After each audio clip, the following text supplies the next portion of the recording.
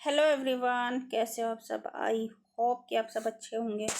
तो आज हम पढ़ने वाले हैं यूनिट एक में हम पढ़ने वाले हैं हिंदी भाषा और उसका विकास,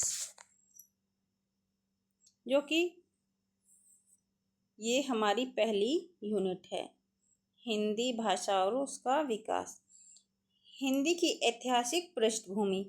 प्राचीन भारतीय आर्य भाषाएं, मध्यकालीन भारतीय आर्य भाषाएं, पाली, प्राकृत, शौरसेनी, अर्धमागधी, अपभ्रंश और उनकी विशेषताएं। जैसे कि मध्यकालीन भारतीय आर्य भाषाएं में जैसे पाली है, प्राकृत है, शौरसेनी, अर्धमागधी, मागधी है, अपभ्रंश और उनकी विशेषताएं बताई गई हैं। देखते हैं अपभ्रंश, अवहट और पुरानी हिंदी का संबंध। आधुनिक भारतीय आर्य भाषाएं और उनका वर्गीकरण। हिंदी का भौगोलिक विस्तार। तो अब हम देखने वाले हैं हिंदी का भौगोलिक विस्तार।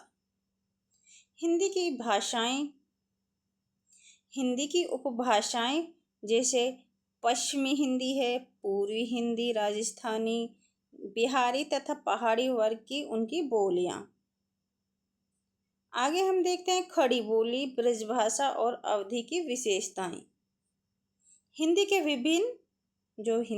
विविध रूप। हिंदी, उर्दू, दक्खनी और हिंदुस्तानी।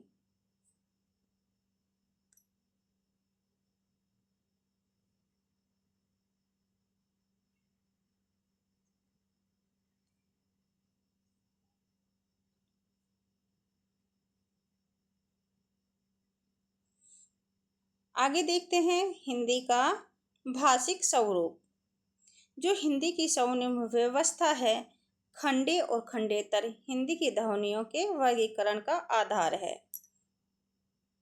हिंदी शब्द रचना। हिंदी शब्द रचना है, इसमें उपसर्ग है, प्रत्यय है, समास है। हिंदी की रूप रचना है, लिंग वचन है, कारक समास व्यवस्था के संदर्भ में संज्ञा, सर्वनाम, विशेषण और क्रिया रूप। हिंदी वाक्य रचना, जो कि इसमें हिंदी की भाषिक स्वरूप में बताया गया है। आगे हम देखते हैं हिंदी भाषा प्रयोग के विविध रूप। जैसे कि बोली, मानक बोली, जो बोली है, मानक बोली, राजभाषा, राष्ट्र और संपर्क भाषा है। आगे देखते हैं संचार माध्यम और हिंदी, कंप्यूटर और हिंदी की संवैधानिक स्थिति। आगे देखते हैं हिंदी देवनागरी लिपि की विशेषता और मानकीकरण। जो पाली है ये मध्यकालीन भारतीय आर्य भाषा की पहली व्यवस्था। कालखंड सामान्य रूप से इनका कालखंड 500 ईसा पूर्व से ईसवी सन की शुरुआत तक माना गया है। जो पाली है उसको मध्यकालीन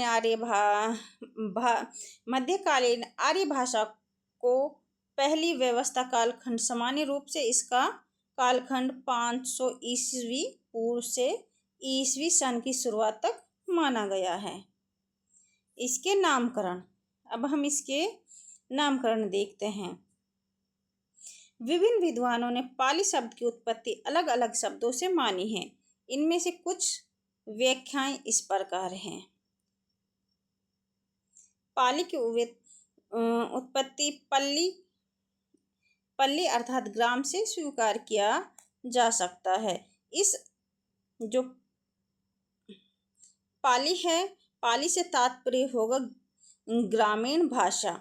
इस जो पाली है, पाली की उत्पत्ति पल्ली अर्थात ग्राम से स्वीकारी गई है। इसका अर्थ है पाली, तात्पर्य होगा ग्रामीण भाषा। पाली शब्द की उत्पत्ति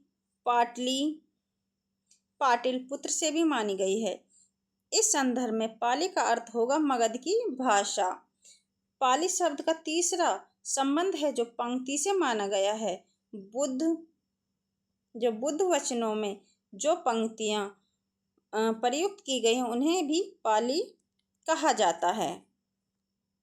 बुद्ध साहित्य इसी भाषा में होने के कारण इस मत को काफी अधिक महत्व दिया जाता है। जो पाली शब्द का तीसरा संबंध है वो पंक्ति से माना गया है। बुद्ध वचनों में जो पंक्तियां हैं, जो बुद्ध वचनों में पंक्तियों का प्रयुक्त की गई है, उन्हें भी पाली कहा जाता है। बुद्ध साहित्य इसी भाषा में होने के कारण इस मत को काफ़ी अधिक महत्व दिया जाता है। तो आगे हम देखते हैं कुछ भाषा वैज्ञानिक पाली शब्द को कुछ भाषा वैज्ञानिक हैं वह पाली शब्द को प्राकृत शब्द तद्भव रूप मानते हैं। उनके अनुसार प्राकृत से पहले पाइल तथा अंत में पाली शब्द का विकास हुआ। इस दृष्टि से प्रकृति का ही विशेष रूप पाली है। इसमें बताया गया है जो कि पाली है, पाली शब्द का विकास हुआ है, इसी दृष्टि से प्रकृति का भी विशेष रूप माना गया है पाली को। कुछ विद्वानों ने यह भी माना है कि पाली का अर्थ पालने वाली। यह मानने वाले विद्वान पाली को बौद्ध साहित्य को पालने वाली या रक्षा करने वाली भाषा मानते हैं।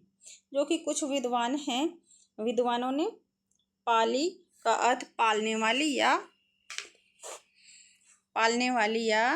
पाली बौद्ध साहित्य को पालने वाली या रक्षा करने वाला माना गया है। आगे देखते हैं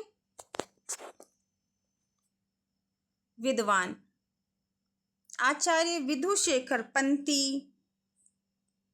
पंती है, पत्ती है, पट्ठी है, पल्ली, पाली। ये किसने माना है? आचार्य विधुशेखर ने। मैक्स वॉल्सर मानते हैं पाटली पुत्र या पाली। जो मैक्स वॉल्सर हैं ये पाटलिपुत्र या पाली मानते हैं। जगदीश कश्यप, जो ये हमारे 2025 में पूछा भी गया प्रश्न है, जगदीश कश्यप का पर्याय पलियाय या पालियाय पाली, ये किसने दिया था? तो ये जगदीश कश्यप ने दिया है। ये हमारा पूछा गया हुआ PYQ है। तो आगे देखते हैं भंडारकर व वाकर नागल। जो वाकर नागल है प्राकृत, पाकट, पाअन, पाउल और पाली। भिक्षु सिद्धार्थ पाठ को पाली, कौशाम्बी पाल या पाली माना गया है। जो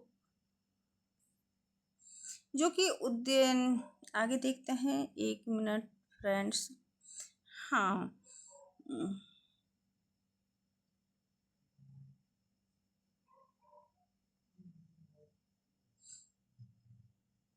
उदय नारायण तिवारी है जो उसने पाणिज ली और पाली माना गया है।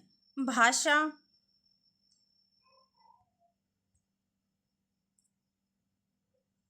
एक मिनट फ्रेंड्स।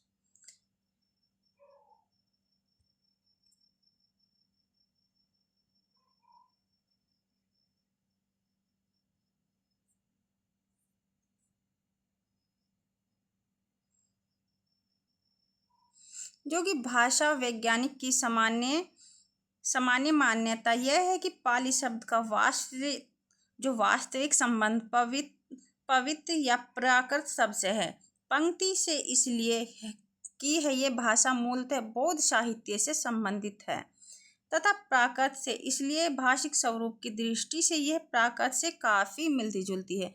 कुछ विद्वानों ने इन दोनों मतों को मिलाकर इसे बौद्ध प्राकृत भी कहा है। आगे देखते हैं विद्वान जो पाली भाषा प्रदेश श्रीलंकाई बौद्ध तथा चाइल्ड मगध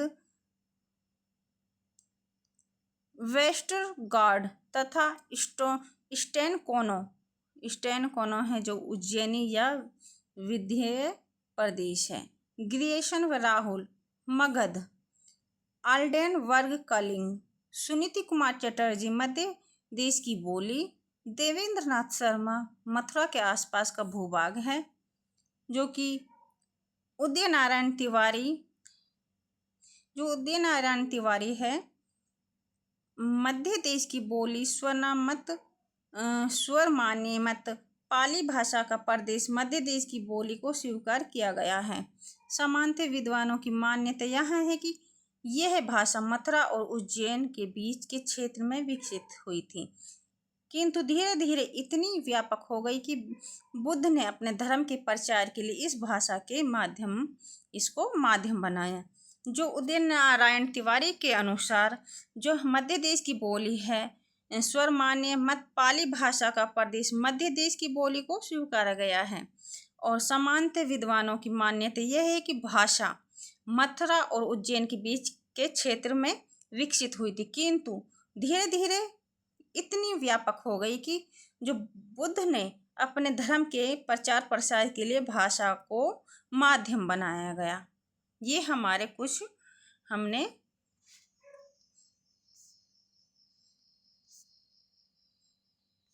भाषा के बारे में पढ़ा। देखते हैं आधुनिक भारतीय आर्य भाषाएं और उनका वर्गीकरण। जो आधुनिक भारतीय आर्य भाषाएं और उनका वर्गीकरण है, आधुनिक काल की भाषाएं अनेक हैं।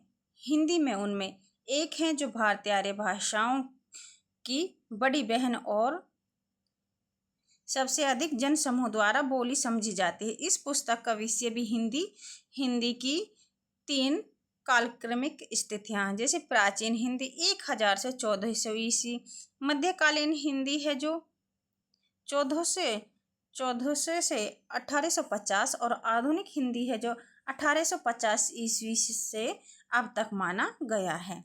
हिंदी का भौगोलिक विस्तार। जो भौगोलिक विस्तार है हिंदी भाषा का काफ़ी दूर दूर तक है, जिसे 3 क्षेत्रों में विभक्तीय किया जा सकता है। हिंदी क्षेत्र में हरियाणा, राजस्थान, मध्य प्रदेश, दिल्ली, हिमाचल प्रदेश, उत्तर प्रदेश तथा बिहार आते हैं। जो हिंदी के क्षेत्र हैं, हिंदी के भौगोलिक विस्तार वो हरियाणा, राजस्थान, मध्य प्रदेश, दिल्ली, हिमाचल प्रदेश और उत्तर प्रदेश तथा बिहार आते हैं। आगे देखते हैं अन्य भाषा क्षेत्र।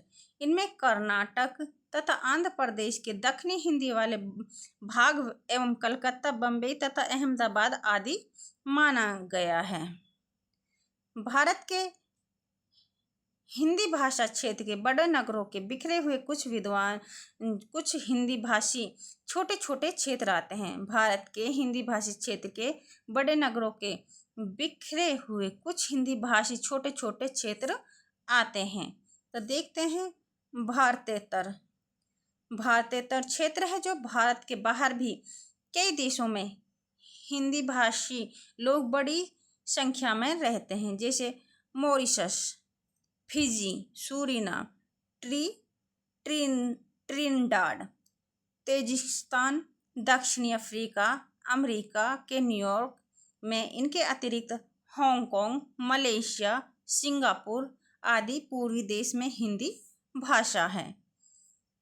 हिंदी की उपबोलियाँ। तो फ्रेंड्स, हम आगे की क्लास में हिंदी की उपबोलियाँ, पश्चिमी हिंदी दो शाखाएं हैं, आकार बहुला और ओकार बहुला, कोरवी अथवा खड़ी बोली, ब्रजभाषा, हरियाणवी, बुंदेली, कन्नौजी, पूर्वी हिंदी, अवधी, बघेली, छत्तीसगढ़ी, राजस्थानी उपभाषा जैसे मारवाड़ी, मेवाती, जयपुरी, मालवी, बिहारी हिंदी, भोजपुरी, मगही, मैथिली, पहाड़ी हिंदी, पश्चिमी पहाड़ी नेपाली, गढ़वाली, कुमाऊनी। ये हम आगे की क्लास में पढ़ेंगे। तो फ्रेंड्स, आज हम हिंदी भाषा और उसका विकास और ये भारत का क्षेत्र हमने पढ़ा है। तो आगे की क्लास में हम देखने वाले हैं हिंदी की उपबोली। तो फ्रेंड्स, आगे की क्लास में हम देखेंगे हिंदी की उपबोली। तो हम क्लास को यहीं एंड करेंगे। अगर क्लास पसंद आई हो तो लाइक कीजिए, शेयर कीजिए और सब्सक्राइब कीजिए।